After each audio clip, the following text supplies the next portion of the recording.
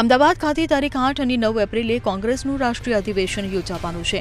Congress party દ્વારા અધિવેશનને લઈને તૈયારીઓને આખરી ઓપ આપવામાં આવી રહ્યો છે।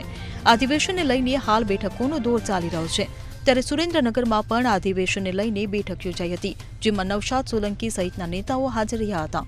મહત્વનું છે કે અનેક વર્ષો બાદ અમદાવાદ ખાતે કોંગ્રેસના મહાઅધિવેશનનું આયોજન કરાયું છે, જેથી કોંગ્રેસના મહાઅધિવેશનને લઈ કોંગ્રેસ પક્ષ દ્વારા તૈયારી શરૂ કરવામાં આવી છે।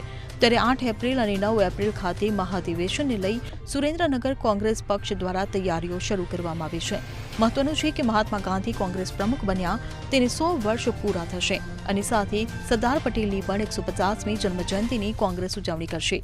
64 વર્ષ બાદ કોંગ્રેસના અધિવેશનનું આયોજન કરાયું છે। આ અધિવેશનમાં 3000થી વધુ ડેલિગેટ હાજરી આપશે, ત્યારે સુરેન્દ્રનગર કોંગ્રેસના નેતાઓ પણ અધિવેશનમાં હાજરી આપશે। આપ સૌને નમસ્કાર। આગામી સમયની અંદર તારીખ 8 અને 9 અમદાવાદમાં સાબરમતીના તટ ઉપર કોંગ્રેસનું રાષ્ટ્રીય મહાઅધિવેશન મળવા જઈ રહ્યું છે।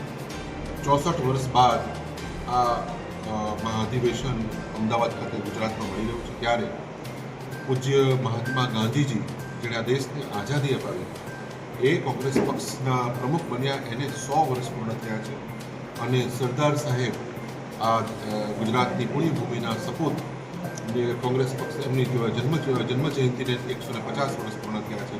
આ નિમિત્તે આ રાષ્ટ્રીય મહાઅધિવેશન મળી રહ્યું છે, ત્યારે આ અધિવેશનમાં અનેક મહત્વપૂર્ણ નિર્ણયો થવાના, આ ઐતિહાસિક ઘડીના સાક્ષી આપણે બધા બનવાના છીએ અને સમગ્ર દેશની નજર આજે કોંગ્રેસ ઉપર છે કે કોંગ્રેસ આ અધિવેશનમાં કયા કયા નિર્ણયો કરવાની છે, કઈ રણનીતિ અપનાવવાની છે અને જેના કારણે કોંગ્રેસના કાર્યકર્તાઓ જ નહીં પરંતુ રાજ્યની અને દેશની જનતામાં એક નઈ આશાનો સંચાર થયો છે। Bureau report CN24 news. હવે જુઓ દેશ દુનિયાની તમામ ખબરો તમારી આંગળીના ટેરવે। ઉઠાવો મોબાઈલ અને Google Play Store પરથી ડાઉનલોડ કરો અમારી CN24 ન્યૂઝ મોબાઈલ એપ।